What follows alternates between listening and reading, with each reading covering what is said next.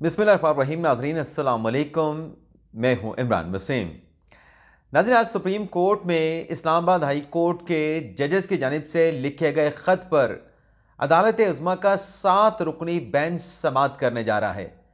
आज की समाअत का मुमकिना फ़ैसला क्या होगा और इस समाअत से पहले कौन सी 3 बड़ी अहम पेशरफ्त हुई हैं, और एक अहम मुलाकात पर भी हम बात करेंगे जो कि इसी मामले के साथ जुड़ी है। और इसके अलावा इमरान खान साहब बड़े शदीद बरहम हैं और शेर अफजल मरवत साहब की बरतरफ़ी का ऑर्डर बानी तहरीक इंसाफ इमरान खान ने जारी कर दिया है। तो ये क्यों हुआ है, कैसे हुआ है, किसके कहने पे हुआ है या किसकी रिपोर्ट पे हुआ है, हकीकत क्या है, सदाकत क्या है। शेर अफजल मरवत साहब को, जिन्होंने खैबर पख्तूनख्वा में इमरान खान साहब की गिरफ्तारी के बाद पार्टी को ज़िंदा रखा, उनके साथ ऐसा सलूक क्यों किया गया और किसने ये सब कुछ करवाया है, इस पर भी हम बात करेंगे। और इसके अलावा नाज़रीन, तहरीक इंसाफ के रहनुमा ने साबिक वज़ीर आज़म नवाज शरीफ को क्लीन चिट दे दी है। तो ये क्या मामला है, इस पर भी हम बात करेंगे और कुछ दीगर खबरें भी हैं, उनकी डिटेल्स भी आपकी खिदमत में पेश करेंगे। लेकिन प्रोग्राम का आगाज़ करने से पहले उन दोस्तों से दरख्वास्त करेंगे जिनकी तरफ से अभी तक हमारे चैनल को सब्सक्राइब नहीं किया गया, वो चैनल को सब्सक्राइब कर लें, बेल आइकॉन का बटन प्रेस करें, और अगर वीडियो आपको पसंद आती है तो आपने लाइक भी करना है, शेयर भी करना है। और प्रोग्राम का आगाज़ करते हैं नाज़रीन। और जैसा कि हमारे मॉर्निंग वीलॉग का आजकल तो सहरी का वीलॉग हो गया है माह रमज़ान की वजह से, तो हमारा जो फॉर्मेट है उसके मुताबिक ही चलते हैं कि सुप्रीम कोर्ट में जो समाअत होनी है उस पर आने से पहले इस्लामाबाद हाई कोर्ट में आज क्या होने जा रहा है, किन अहम मुकदमात की समाअत है। तो इस्लामाबाद हाई कोर्ट में नाज़रीन 4 मुख्तलिफ अहम मुकदमात हैं। एक तो जो साइफ़र का केस है, जिसे गुज़िश्ता रोज़ जो है वो आज तक मुलतवी किया गया था, और सलमान सदर साहब के दलाइल जारी व सारी हैं और उनके दलाइल हर गुज़रते दिन के साल तवालत अख्तियार करते चले जा रहे हैं। और तहरीक इंसाफ का फिर भी शिकवा है कि हमें सुना नहीं जाता और हमारे केसेस का जल्दी फ़ैसला नहीं होता। तो इतने दिनों से सलमान सदर साहब के दलाइल भी जारी हैं और शिकवा है तहरीक इंसाफ का कि हमें सुना नहीं जाता। और फिर तहरीक इंसाफ का जो दूसरा एतराज़ होता है कि केसेस का फ़ैसला नहीं होता। तो सलमान सफदर साहब न जाने कब अपने दलाइल मुकम्मल करेंगे, फिर एफआई के दलाइल का आगाज़ होगा। तो ये शिकवा या एतराज़ तहरीक इंसाफ का कितना जस्टिफाइबल है, इसका फ़ैसला आप देखने वाले कर सकते हैं। तो देखते हैं आज की समाअत से क्या होता है, क्या हुक्मनामा सामने आता है। इसके अलावा इमरान खान साहब की 190 मिलियन पाउंड केस में जो ज़मानत की दरख्वास्त है उस पर चीफ जस्टिस आमिर फ़ारूक साहब और तारिक महमूद जहांगीरी साहब समाअत करेंगे। और ये नाज़रीन वही मुकदमा है जिसकी आखिरी समाअत पे लतीफ़ खोसा साहब पेश नहीं हुए थे, और फिर इमरान खान साहब के वोटर सपोर्टर ने लतीफ़ खोसा को हदफ़ तनकीद बनाया था। और कोर कमेटी में भी लतीफ़ खोसा साहब से पूछा गया था, वजाहत मांगी गई थी कि खान साहब की ज़मानत का केस है, आप पटियाला जेल में मुलाकात के लिए चले गए, आप ज़मानत के केस में पेश नहीं हुए थे, तो उस पर वजाहतें और तावीलें लतीफ़ खोसा साहब ने पेश की थी। तो इस केस की समाअत भी आज इस्लामाबाद हाई कोर्ट में होना है। इसके अलावा शरी मिज़ार साहबा की गिरफ्तारी के मामले की भी आज इस्लामाबाद हाई कोर्ट में समाअत हो गई। और एक्स की बंदिश के ख़िलाफ़ जो एहतशाम अब्बासी की दरख्वास्त है, जिस पर आखिरी समाअत पे पीटीए को नोटिस जारी करके जवाब मांगा गया था कि आखिर एक्स की बंदिश की वजह क्या है, तो इसके भी आज चीफ जस्टिस आमिर फ़ारूक साहब जो है इस केस की अहम समाअत करने जा रहे हैं। अब आ जाते हैं जो सुप्रीम कोर्ट में जो इस्लामाबाद हाई कोर्ट के 6 जजेस का जो ख़त है उसकी कार्रवाई और मुमकिना जो फ़ैसला है, और इस समाअत से चंद घंटे पहले कौन सी 3 अहम पेशरफ्त हुई हैं, डेवलपमेंट्स हुई हैं, यानी कहानी में नया मोड़ क्या आया है। तो सबसे पहले तो नाज़रीन जो 7 रुकनी बेंच है उसमें chief justice of Pakistan justice Qazi Faez Isa, justice Mansoor Ali Shah, justice Yahya Afridi, justice Jamal Khan Mandokhail, justice Athar Minallah, justice Musarrat Hilali और जस्टिस नईम अख्तर अफ़गान जो हैं इस 7 रुकनी बेंच में शामिल हैं।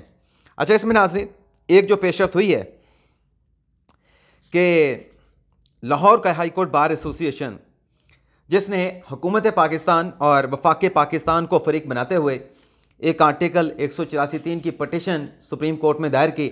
अच्छा, आज इस पटिशन के ऊपर वकला पेश होंगे, हामिद खान साहब पेश होंगे, राना वकार साहब पेश होंगे। और कहेंगे कि ये हमारी पटिशन समाअत के लिए लगा दें। काजी फैसल साहब से रिक्वेस्ट करेंगे। अब ये फैसला कमेटी ने करना है, बेंच ने नहीं करना। तो देखते हैं इस पटिशन पे क्या पेशरफ्त होती है आज अदालती कार्रवाई में। लेकिन इस पटिशन में नाज़रीन जो बात कही गई है वो ये है कि रिटायर्ड जज पर मुश्तमिल हमें कमीशन कबूल नहीं, जजेस के ख़त पर हाजिर सर्विस जज का कमीशन बनाया जाए। और इसमें कहा गया है कि वज़ीर आज़म के साथ जो चीफ जस्टिस काजी फैसल ने मुलाकात की है, इससे जो अदलिया की आज़ादी है वो उसकी वायलेशन हुई है। अब काजी फैसल साहब ने मुलाकात की फुल कोर्ट की मैंडेट के साथ, लेकिन यहाँ पे सिर्फ चीफ जस्टिस के बारे में कहा जा रहा है कि आपने वज़ीर आज़म के साथ मुलाकात करके जो एक आइनी तकसीम है कि अदलिया अलग होगी, मुकन्ना अलग होगी और इंतज़ामिया अलग होगी। तो चलिए इसी बात को लेके चलना है। तो माजी में जब हामिद खान साहब के अपने लीडर इमरान खान साहब चीफ जस्टिस के साथ मुलाकातें किया करते थे या चीफ जस्टिस से हुकूमत के लिए डैम फंड की कंपेनें चलाया करते थे, तब तो हामिद खान साहब ने ऐसी कोई बात नहीं की थी। तो आज ये जो दरख्वास्त नाज़रीन दायर हुई है, इसमें कहा यह गया है कि एक तो जो रिटायर्ड जज की सरबराही में कमीशन बनाया गया है उसको कलअदम करार दिया जाए, हाजिर सर्विस जज पर इंक्वायरी जो है वो करवाई जाए और मिसाली जो ज़िम्मेदारान हैं उनको सज़ाएँ दी जाएँ। तो देखते हैं आज ये पटिशन वैसे पहले की मुझे लगता है कि कंपाइल हुई थी, अब तो कमीशन वैसे ही ख़त्म हो चुका है जिलानी साहब के इनकार के बाद। तो देखते हैं इस पर क्या होता है। इसके अलावा नाज़रीन एतजाज़ अहसन साहब ने जो दूसरी आम डेवलपमेंट हुई है, लाहौर रजिस्ट्री में सेक्रेटरी कानून और सेक्रेटरी दिफा को फरीक बनाते हुए सुप्रीम कोर्ट लाहौर रजिस्ट्री में एक पटिशन दायर की है। ये नाज़रीन पटिशन बड़ी ही दिलचस्प है। इसलिए दिलचस्प है कि एतजाज़ अहसन साहब, जिन्हें मैं तहरीक इंसाफ का रहनुमा कहता हूँ, उन्होंने इस पटिशन में एक तरीके से नवाज शरीफ को क्लीन चिट दे दी है। जो नवाज शरीफ के खिलाफ केसेस चले, पनामा का, एवन फील्ड का, फ्लैगशिप का, तो इस पटिशन में कैसे क्लीन चिट दी है एतजाज़ अहसन साहब ने। सबसे पहले तो मैं आपको प्रेयर पढ़ देता हूँ एतजाज़ अहसन साहब की पटिशन की। इस पटिशन में नाज़रीन ऐसे एक ख़ास बात एक और भी है कि इसमें जो वकील हैं एतजाज़ अहसन साहब के, वो ख्वाजा अहमद हुसैन साहब हैं। यानी एक तरफ हामिद खान साहब पाकिस्तान तहरीक इंसाफ की जमात के वकील हो गए, और यहाँ पे एतजाज़ अहसन साहब और उनके जो वकील हैं ख्वाजा अहमद हुसैन साहब, जो फ़ौजी अदालतों के ख़िलाफ़ मुकदमा है उसमें वो साबिक़ चीफ जस्टिस जवाद ख्वाजा साहब के वकील हैं। तो इसमें प्रेयर ये की गई है कि करार दिया जाए कि जस्टिस शौकत अज़ीज़ सिद्दीकी ने और जिन इस्लामाबाद के 6 जजेस ने ख़त लिखा है, उस ख़त में जो इल्ज़ामात लगाए गए हैं उनको सबूत करार दिया जाए।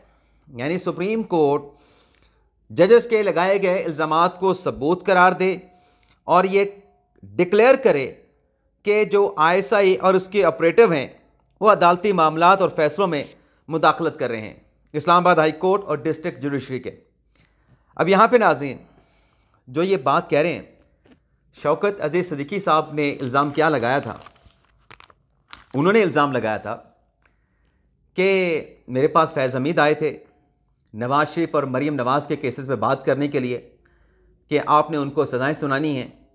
तो शौकत अज़ीज़ सिद्दीकी ने कहा कि अभी तो उनको एहतसाब अदालत से सज़ा नहीं हुई। तो फैज़ हमीद ने कहा बकौल शौकत अज़ीज़ सिद्दीकी साहब के कि वो कन्विक्शन तय हो चुकी है, वो सज़ाएँ तो एहतसाब अदालत से जज मोहम्मद बशीर ने देनी है। आपके साथ मुलाकात इसलिए करने आए हैं। शौकत सिद्दीकी साहब के बकौल उनके मुताबिक फैज़ हमीद ने कहा कि आप इन अपीलों को सुने और आप जो फैसला देंगे उस सेंटेंस को बरकरार रखेंगे तो उस फैसले की साख होगी, क्रेडिबिलिटी होगी। तो शौकत अज़ीज़ सिद्दीकी साहब कहते हैं कि मैंने जवाब ये दिया कि मैं तो मेरिट पे फैसला करूँगा, बनता होगा तो बरकरार रखूँगा, नहीं बनता होगा तो सज़ाओं को कलअदम करार दूँगा। तो शौकत अज़ीज़ सिद्दीकी कहते हैं कि मेरे इस जवाब पे फैज़ हमीद साहब ने जवाब दिया, जो कि उस वक्त DGC थे, कि इस तरह तो हमारी 2 साल की मेहनत ज़ाया हो जाएगी। तो एतजाज़ अहसन साहब का ये कहना कि शौकत अज़ीज़ सिद्दीकी ने जो इल्ज़ामात लगाए उनको सबूत डिक्लेयर किया जाए, तो फिर तो नवाज शरीफ को ऑटोमेटिकली क्लीन चिट मिल गई। क्लीन चिट ही मिली ना, जब आप शौकत अज़ीज़ सिद्दीकी जो कह रहे हैं कि नवाज शरीफ को, शरीफ ख़ानदान को टारगेट किया गया था, उनकी सज़ाएँ, उनके केसेस मैनिपुलेट हुए थे, ट्रायल मैनिपुलेट हुआ था। तो फिर एतजाज़ अहसन साहब मौजूदा हालात में अदालत से रिलीफ हासिल करने के लिए, अपने इशू पर रिलीफ हासिल करने के लिए या अपने कॉज पर रिलीफ हासिल करने के लिए अब माजी में जो शरीफ ख़ानदान नवाज शरीफ के साथ हुआ उसको कह रहे हैं कि वो गलत हुआ है।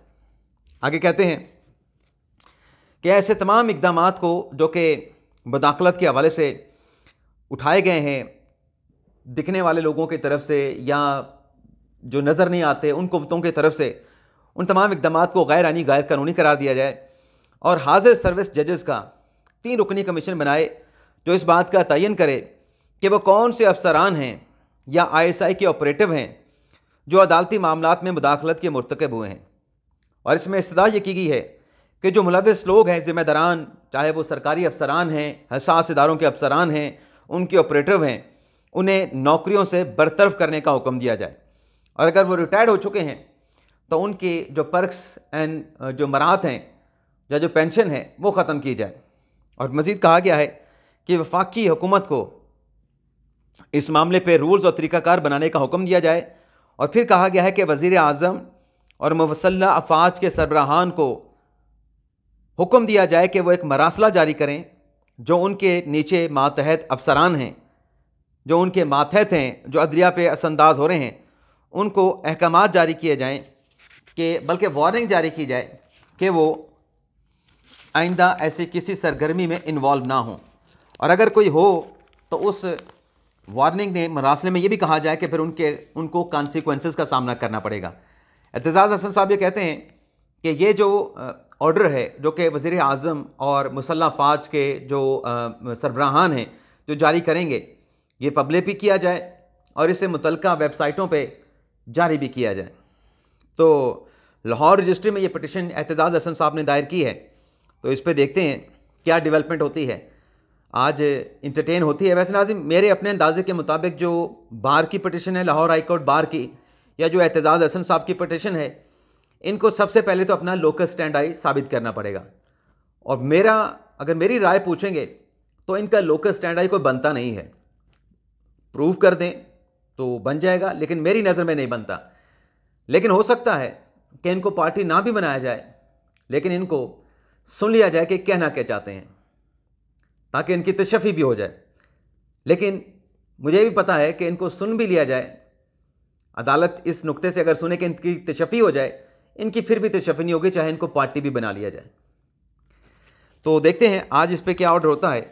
लेकिन नाज़रीन, कुछ और चीज़ें भी हैं कि आज की अदालती कार्रवाई में, एक तो ये 2 चीज़ें हैं, लेकिन मुझे लगता है कि आज की प्रोसीडिंग में जो कि 7 रुकनी बेंच करने जा रहा है, कमरा अदालत नंबर 1 में सो मोटो नंबर भी 1 है और 1 अप्रैल को लिया गया है।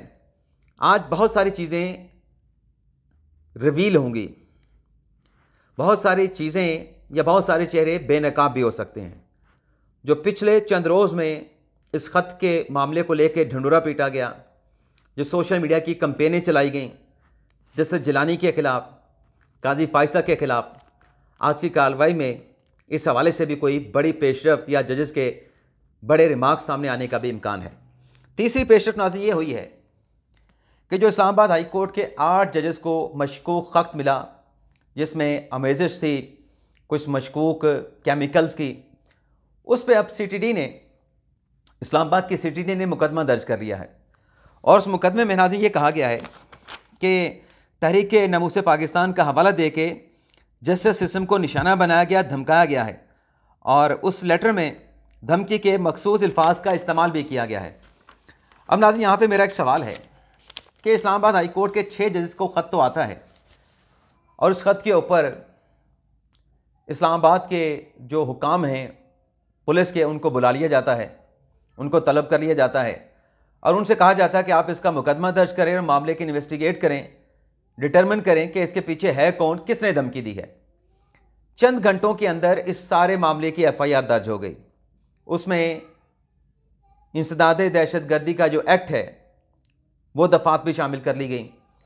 CTD इस्लामाबाद ने मुकदमा दर्ज किया। अब यहाँ पे नाज़रीन सवाल ये है कि 8 जजेस को लिखे गए इस ख़त पर तो फौरी तौर पे चंद घंटों में मुकदमा दर्ज हो गया, लेकिन जिन जज साहबान के साथ माजी में जो कुछ हुआ, जो जजेस ने अपने ख़त में ज़िक्र किया, उस पर इतना अरसा क्यों खामोशी छाई रही?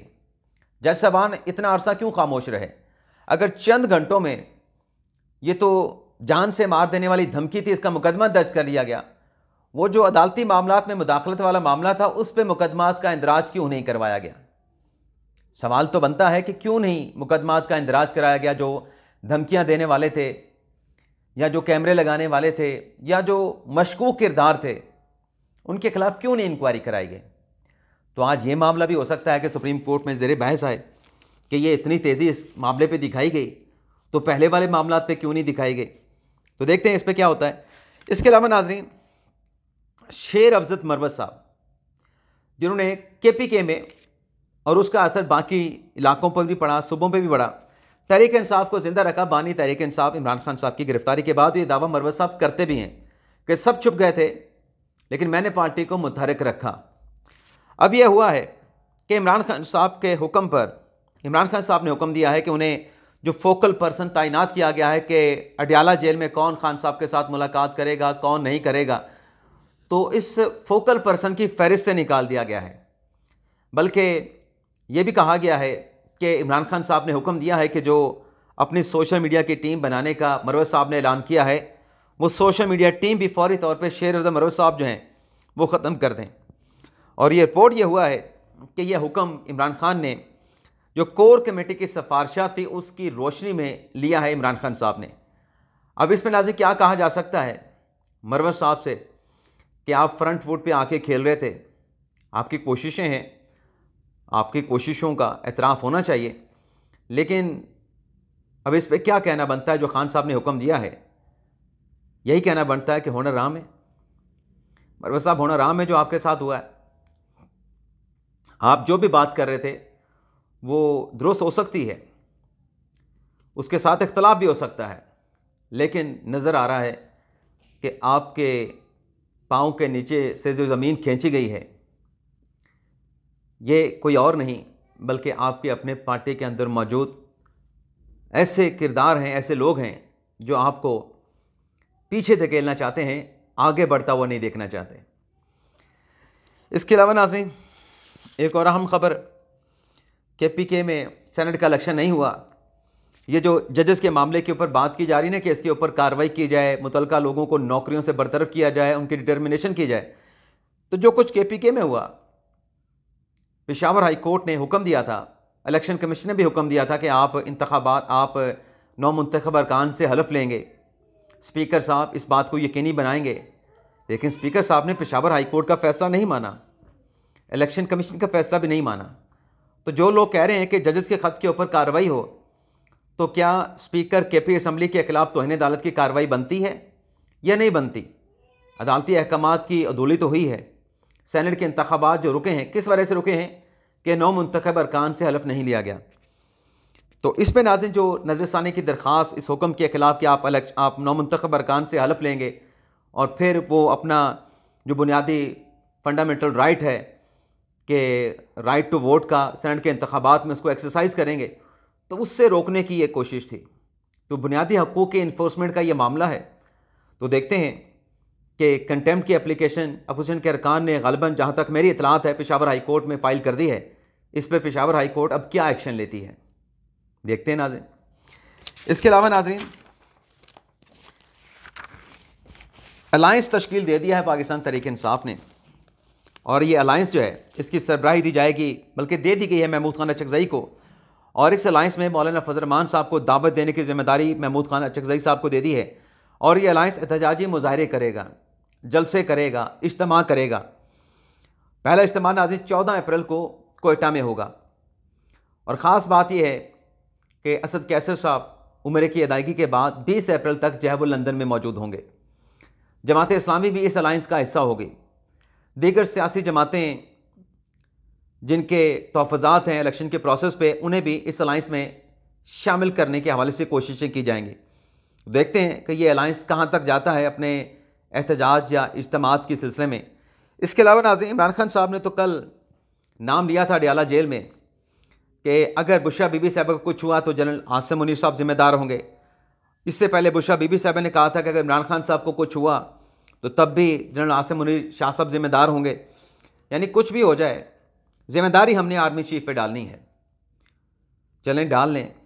इमरान खान ने नाम ले लिया, बुशरा बीबी साहब ने नाम ले लिया, ये बैरिस्टर गौर साहब को क्या हुआ? बैरिस्टर गौर साहब कहते हैं कि इमरान खान साहब को या बुशरा बीबी साहबा को कुछ हुआ तो इसके ज़िम्मेदार ताकतवर हल्के होंगे। तो ये क्या फ़र्क है? खान साहब तो नाम ले रहे हैं जेल में, बैरिस्टर गौर साहब नाम नहीं ले रहे। कहीं ये वो गुड कॉप और बैड कॉप वाला सिलसिला तो नहीं चल रहा कि खान साहब नाम लें और बैरिस्टर गौर साहब नाम ना लें? कोशिशें नाज़रीन बड़ी हो रही हैं कि किसी तरीके से मामलात कोई बातचीत हो, लेकिन इस तरीके से बातचीत नहीं होगी। कोई बात करने का तरीका हो तो फिर शायद बात हो जाए, अदरवाइज दूर दूर तक कोई बातचीत या डील या ढील का इम्कान नज़र नहीं आ रहा। वो अलग बात है कि अदालतों से उनके हक में फैसले आ रहे हैं, लेकिन वहाँ से कोई ऐसी बात नहीं कि हमने कोई डील या डील करनी है। ये नाज़रीन आज के दिन का हमारा वीलॉग, उम्मीद करते हैं कि आपको पसंद आया होगा। बाकी आज सुप्रीम कोर्ट में जो भी होगा या हाई कोर्ट में जो भी डेवलपमेंट्स होंगी, उनकी तमाम जो डिटेल्स हैं वो आज दिन के व्लॉग में आपके साथ हम तमाम तफसीलात शेयर करेंगे। इजाज़त चाहते हैं नाज़रीन, अल्लाह हाफ़िज़।